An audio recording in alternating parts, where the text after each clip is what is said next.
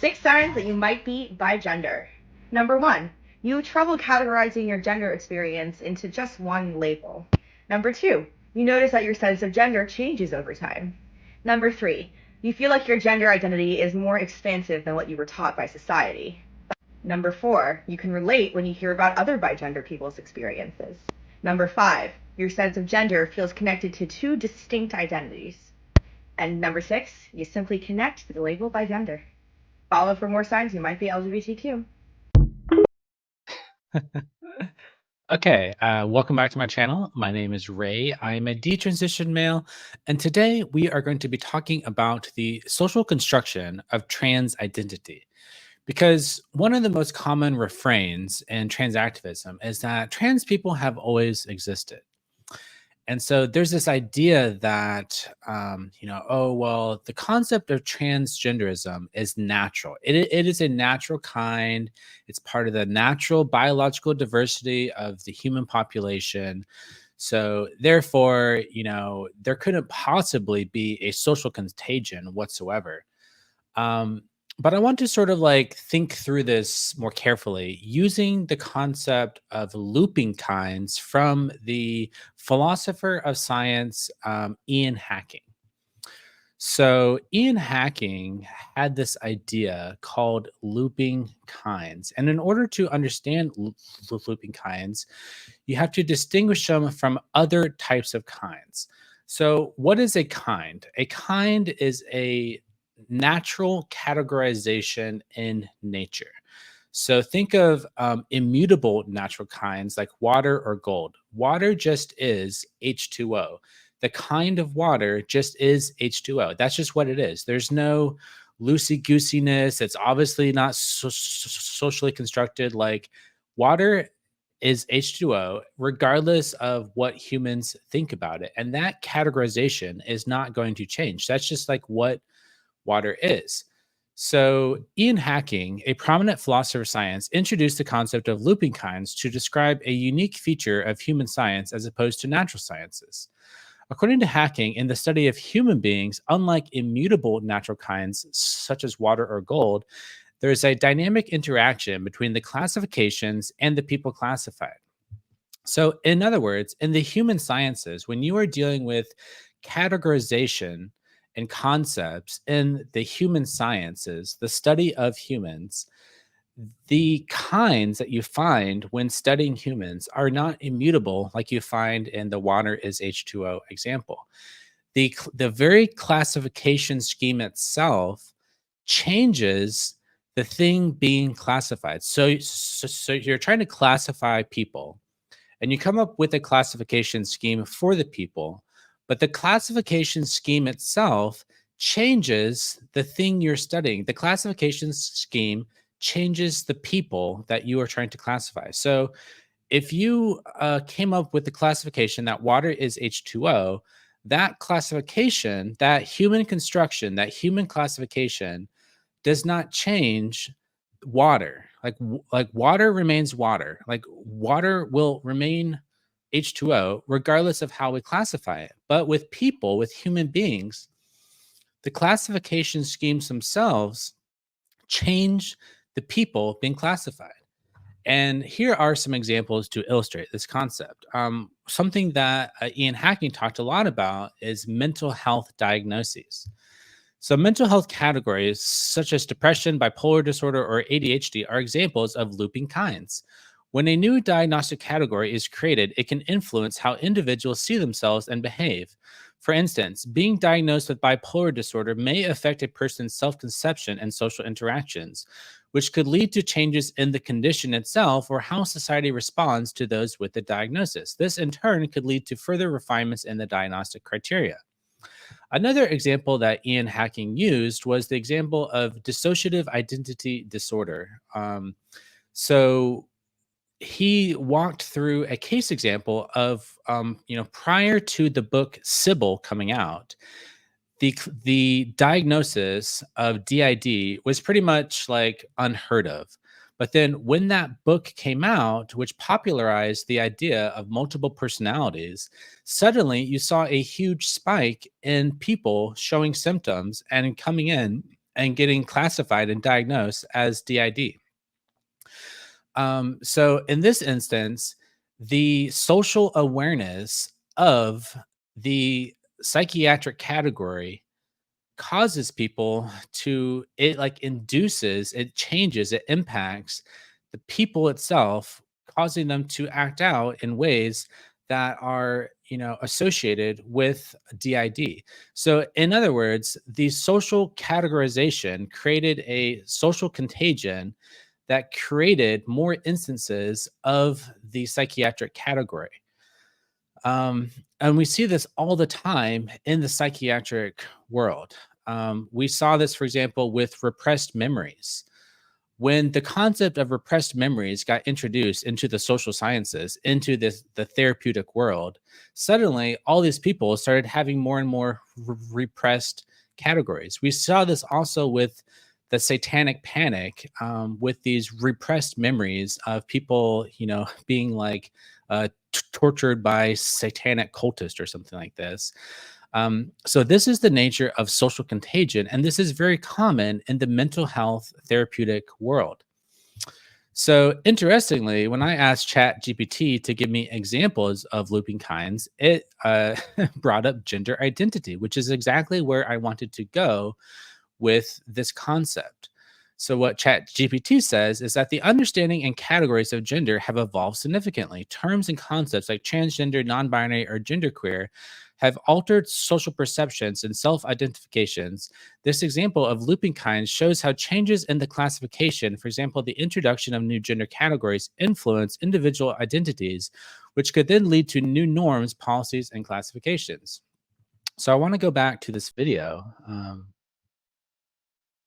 Let's see here. 6 signs that you might be bi gender. Number 1, you have trouble categorizing your gender experience into just one label. Number 2, you notice that your sense of gender changes over time. Number 3, you feel like your gender identity is more expansive than what you were taught by society.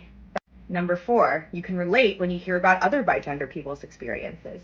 Number 5, your sense of gender feels connected to two distinct identities. And number 6, you simply connect to the label by gender. Follow for more signs you might be LGBTQ. So, the introduction of all these new categories like non-binary, bigender, gender fluid, etc., the introduction of these new classification schemes into the universe through social media, TikTok, the internet, Reddit, Discord, you know, uh, gender clubs and schools and stuff, and like the education system and popular media, magazines, TV, celebrities, all this awareness of trans identities, of non-binary identities, it is causing a social contagion because the introduction of these new classification schemes is changing the behavior and the expression of the people that the classification schemes are meant to describe. So it is essentially a looping kind. This is how social contagion operates. This is the nature of social contagion. The introduction of the classification scheme changes the people being categorized. So it is not the case that trans identity has always existed, because the introduction of these new terms is causing people to identify into these categories. It's essentially like dissociative identity disorder or satanic panic or hysteria or any one of these social contagions. And like, while it is true that people who have been gender nonconforming or sex stereotype nonconforming have existed throughout all of history, the classification schemes themselves are changing the nature of the way that the phenomenon gets expressed. So just like there have probably always been, people who show signs of, depression or ADHD or bipolar, these psychiatric categories change the way in which people understand themselves, which then has an impact on the expression of the thing that is being classified. So it's not like water. Like, whereas in water, the classification scheme does not impact the way in which the phenomenon manifests. In the human world, with all these social, psychiatric, therapeutic categories, including gender identity, the classification scheme itself changes the way the phenomenon gets manifested. Now, ordinarily, this would not be a big deal. This is just like, the evolution of culture. It's just like young people coming up with new identities, and they're just, exploring things, and they're having fun. No big deal, just to let the culture evolve. However, the problem with this looping kind is the idea that this phenomenon is being associated with surgical interventions, hormones, and irreversible, significant medical interventions. Because once you start getting induced into this category of non-binary, bigender, whatever, and you start associating with other people in that category, and that category becomes associated with ritual body modification, it can induce the desire to modify your body where you previously might not have had that hatred of your body. You might not have had that dysphoria. So the dysphoria itself, gender dysphoria, can come about. It can be induced. It's not like that gender dysphoria is always there at birth, innate. The gender dysphoria, the hatred of one's body, the desire for surgery, can be itself part of the social contagion, because the non-binary identities, all these ways, it becomes part of the classification scheme, such that even if you don't have that gender dysphoria, that you don't have that desire to, get a double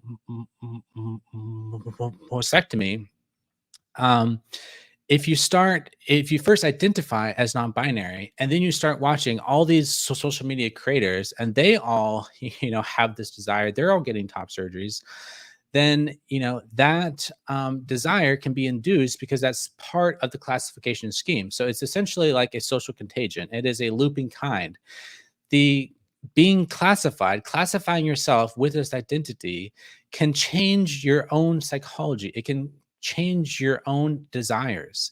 So this is why it is a looping kind, because prior to the adoption of that identity, you might not have wanted to have that dysphoria. And then the dysphoria becomes unlocked. It becomes, it surfaces. And the transactivists want to say that the desire was there, it was there all along. It was just repressed. It was just like unconscious. But if we think about it in terms of Ian Hacking's looping kinds, the identification scheme is the thing that is changing the person being classified. So you get the classification scheme of trans or transgender, non-binary, gender fluid, whatever. And then that classification scheme, insofar as that social category is associated with all these surgeries. Because if you just think trans, if you just think, if you just close your eyes and imagine trans, like, you start thinking of surgeries and hormones, because the concept of transgender has become associated in the culture with medical intervention. The concept of transness has become just associated with all these, surgical medical interventions, such that even if you didn't have that desire for those things, once you take on that identity, it can just, the classification scheme can change your internal psychology such that you now desire to have the surgery. And this is why it's dangerous. It's not just some social fad. It's not just some, like evolution of culture. It can start inducing the need for surgeries and interventions that are not medically necessary. Like getting the top surgery is not going to prevent cancer from spreading in your body. And the other thing is, part of the social scheme, the classification scheme that changes the nature of the phenomenon, is this association of the victim complex. The idea that, oh, if you're trans, you must want to self-delete, you must want to hate yourself, so these statistics and narratives about self-deletion, etc., it becomes part of the classification scheme, such that you start to view yourself as a victim. You start to view yourself as inherently being unhappy or discriminated against, and you start painting yourself as a victim, because that victim mindset is part of the classification scheme, which is, it's part of the social contagion. And that can be dangerous, because it can induce these desires for self-deletion that wouldn't be there prior to the adoption of the identity. So this is dangerous. So because the classification scheme itself is associated with these mental health problems, taking on that trans identity can induce the worsening of the mental health because of these narratives about victimization. So when you combine that victim mindset and you combine the surgical medical categorization, this is why the social contagion is uniquely pernicious in our society. Okay, that's it for this video. Thanks for watching. Take care.